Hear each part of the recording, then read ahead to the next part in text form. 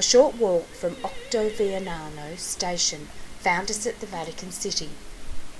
We decided to explore the Vatican museums first, so we followed the line of people along the wall to the entrance. We were extremely lucky the line was very short and that we were in the shade most of the time. The statues above the entrance were sculpted by Melandri sometime around 1932, when this entrance was built. The statues portray Michelangelo on the left and Raphael on the right, supporting the coat of arms of Pius XI. The Vatican Museum's entrance is modern and efficient, and we decided that, in addition to the €14 entry fee, that it was well worth hiring the audio guides for an additional €6 each. The Vatican Museums were founded in 1503 and are a series of 19 separate museums that have been established by the popes. Despite wars, destruction and theft, they remain today one of the largest museum complexes in the world.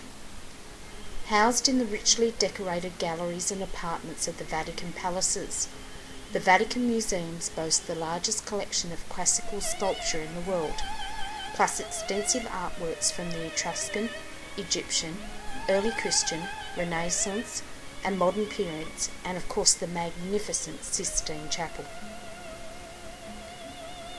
Vatican City has an area of 44 hectares and is the smallest independent state in the world.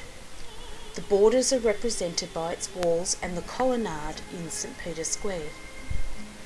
The Vatican has its own flag, currency, now the euro, and issues its own stamps and daily newspaper. Today it also hosts its own radio and television stations. Around 800 people live within the walls, with 415 of these holding citizenship. The Pope's security is guaranteed by the Swiss Guards, founded in 1506, who wear a uniform reportedly designed by Michelangelo.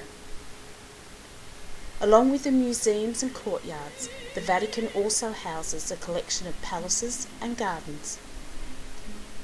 The main courtyard was designed in 1506 to connect the Palace of the Innocent with the Sistine Chapel.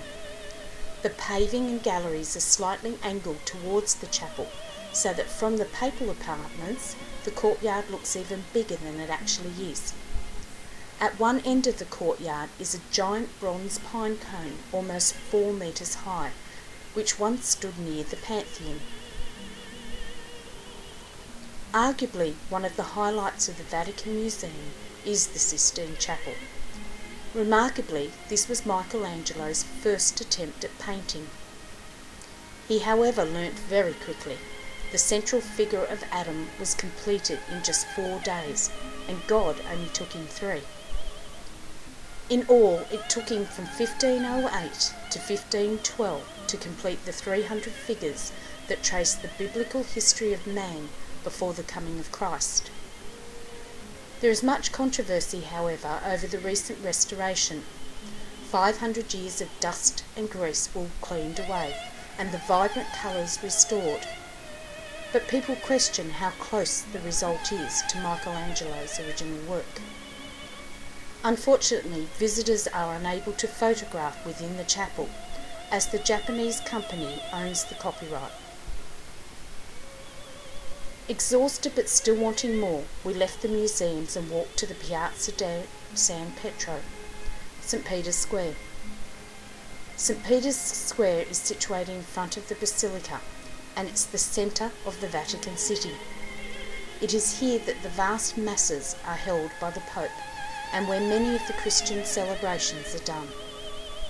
The colonnade is composed of 284 columns and 88 pillars in a quadruple row, an impressive work to symbolise, according to the artist, the gathering of Christianity.